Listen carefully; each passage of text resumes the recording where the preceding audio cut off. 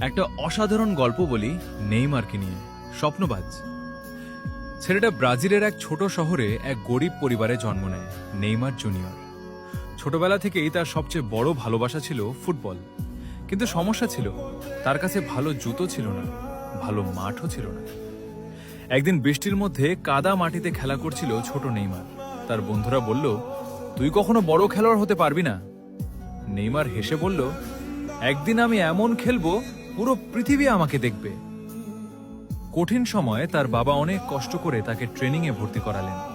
কখনো টাকা থাকতো না, কখনো খাবার কম থাকতো, তবুও নেইমার হাল ছাড়েনি।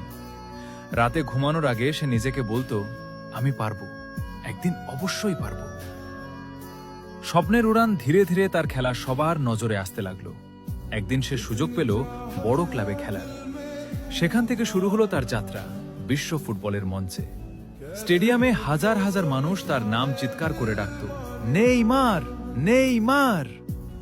হার না মানা মন, ক্যারিয়ারে অনেক ইনজুরি, সমালোচনা, ব্যর্থতা এসেছে, কিন্তু নেইমার কখনো থামেনি। সে জানত সফল হতে হলে কষ্ট সহ্য করতে হয়।